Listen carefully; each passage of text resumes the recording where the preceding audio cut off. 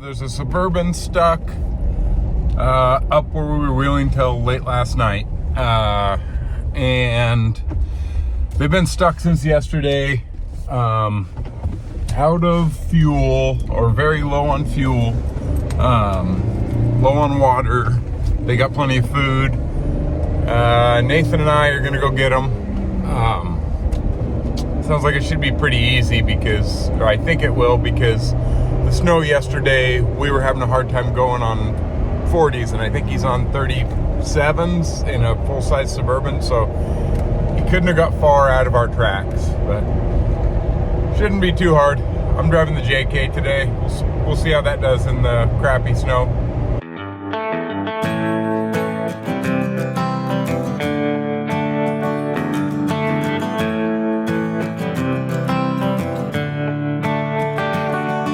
All right, we are almost to the people. Snow's deep.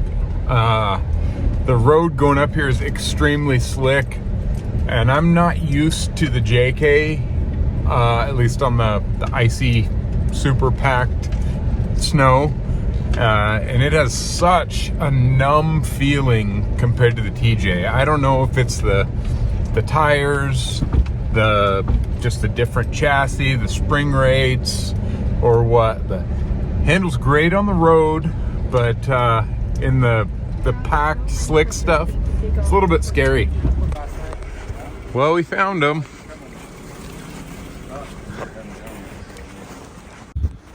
Well, she's definitely buried,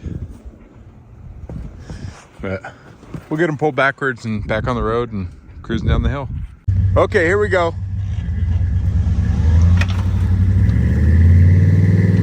Hold on, it's just gonna be just a tiny bit of throttle. Nathan hit him with the kinetic rope a couple times. We realized that wasn't gonna work, and we were gonna have to hook up with the winches.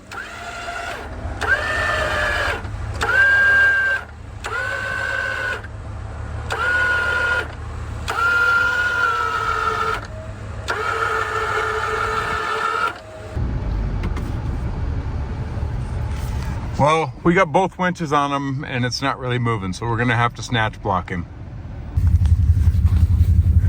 He is iced in there. We hit him with 2 winches, still wouldn't run, so we're gonna run the snatch block. Back to Nathan's, single line on mine. Hopefully that gets him.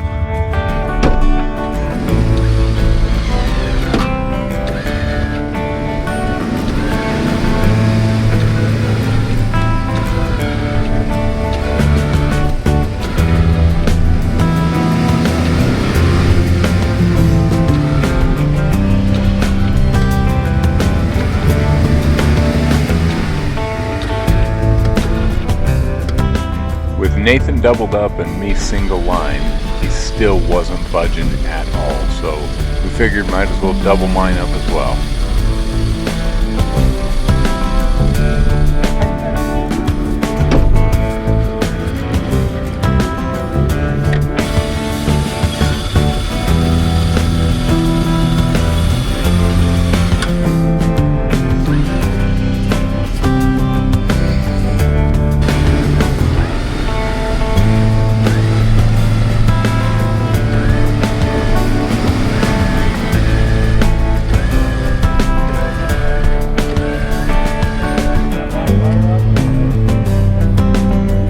Okay, so pulling him from the rear was not working. Nathan and I are gonna hook up to his leaf springs. They're the only thing solid under the front of that thing. And then we're gonna give him a kinetic pull forward with both rigs, and hopefully it'll pop out of there. But we're gonna have to do some digging first. Okay, I didn't get it on camera, but we got him out with a double yank from the front. We're now gonna air him down, plow in a good turnaround spot, see if we can get it turned around, and then head back down the mountain. We had to give him the old twistaroo. He got sideways in the road, so I pulled on the back end, Nathan pulled on the front end, got him spun around. Now we're headed down the hill. So we got him moving. He's hooked to Nathan. After we got him turned around, like as soon as he started giving it throttle, it just kind of buried. So this might be a long day getting him out of here.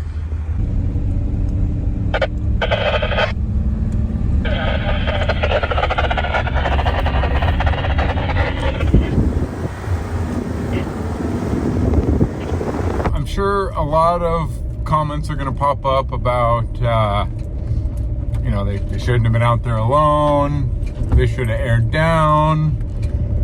And obviously there's always going to be these cases. And I wasn't much different when I was, you know, 17, 18 years old, however old they are, not very old at all. So they ended up stuck.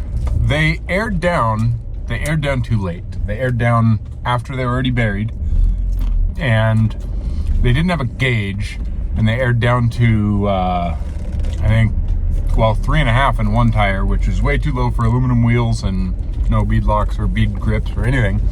And then one tire was at 8, one was at like 20 something. So they did put the effort in. They did not have a shovel. They probably could have dug out if they did, if they could figure out exactly where to dig, which is under the frame, not the tires. I see a lot of people dig out the tires and then the frame's just sitting on the snow. But a lot of these people or kids like this get a bunch of hate, you know, for not knowing what they're doing. Well, once you have the experience, then it's easy to know what to do, but you know, you got to gain the experience somehow. So it took these guys a little bit. I'm guessing if they're smart enough, they will probably not go out alone again, or they'll be a little more prepared. They did have water, they did have blankets. They did not really have enough fuel, and they had no winch, no real recovery gear. But you know, everybody's a kid at some point. Everybody learns one way or the other. The road is so slick. I'm in second gear, touching no brakes at 1.5 pounds, and I'm just sliding down. Oh, come on. Please stop. There we go.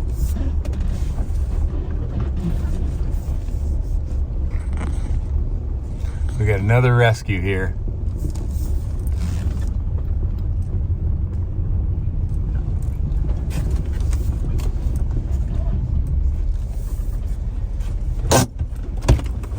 Coming down these hills is extremely slick, so Nathan's hooked up to him. We're gonna pull him across this, but we gotta watch that big rock right there. A transpan getter. You told him to straddle the ditch, right? What's that?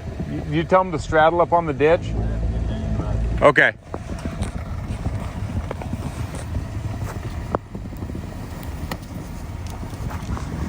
Okay, start turning this way. Just barely give it any throttle.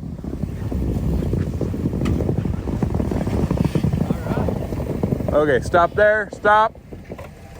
Back up, Nathan. A lot of snow up top. Straighten it out a little bit. There you go.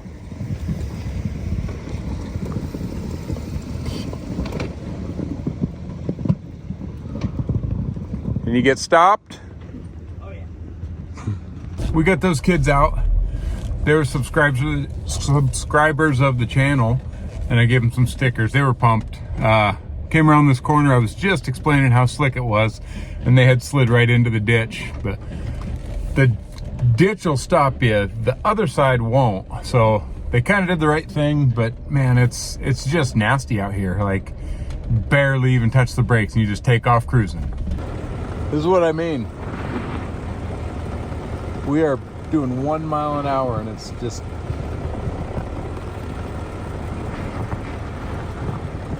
we're picking up speed. Tire locked up.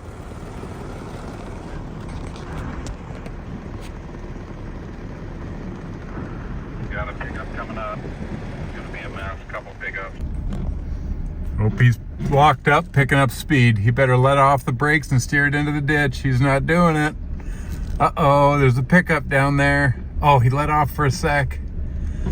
I don't think this is gonna end well, and I'm not gonna speed up to show you guys. Okay, he got stopped. What a mess.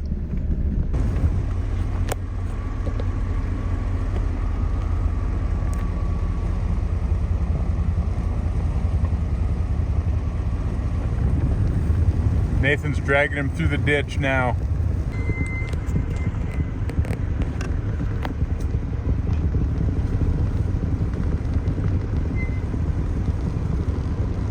Slowest drift in the world. What do you mean drift?